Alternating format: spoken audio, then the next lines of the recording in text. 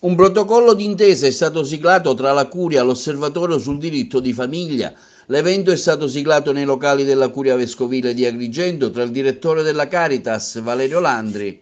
e Don Giuseppe Cumbo, direttore del Centro per la Catechesi, ufficio pastorale familiare, firmata l'intesa con l'Osservatorio Nazionale sul diritto di famiglia, sezione di Agrigento, nella persona del presidente avvocato Sabrina Principato e un team di legali. Una volta a settimana nei locali del centro di ascolto diocesano gli avvocati riceveranno il pubblico. Questa collaborazione rappresenta il desiderio di manifestare prossimità alle famiglie fragili del territorio agrigentino, garantendo ad esse il sostegno necessario alla tutela dei loro diritti. Il protocollo vuole essere un segno di prossimità alla famiglia che il Santo Padre ha sollecitato nella sua ultima esortazione apostolica Amoris Laetitia. Lo sportello riceverà ogni martedì dalle ore 16 alle ore 18, mettendo anche a disposizione un numero telefonico 0922 24 55. Tramite questo accordo i nostri uffici collaboreranno per l'apertura di uno sportello legale, quindi di ascolto legale, di orientamento legale per famiglie che vivono in situazioni di particolare disagio economico, quindi uno sportello mirato alle famiglie, al diritto familiare,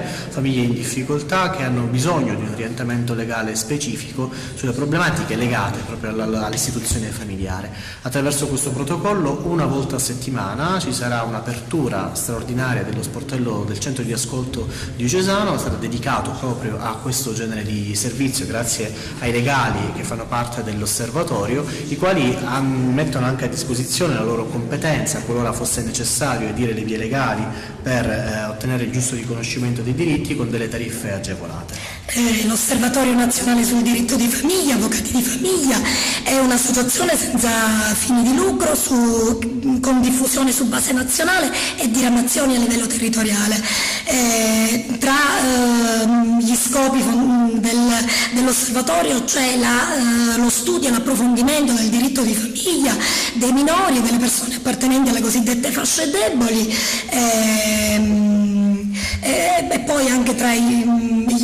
le possibilità offerte dallo Statuto c'è quello di attivare sportelli di ascolto come quello che con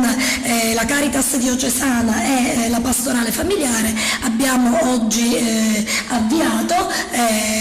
attraverso un protocollo d'intesa sottoscritto proprio in data odierna al fine di fornire consulenza gratuita alle persone che hanno problematiche, appunto, che si trovano a vivere situazioni di patologia nel rapporto familiare, di tutela dei minori e comunque persone che hanno disabili in famiglia e appartenenti, diciamo, alle cosiddette fasce deboli.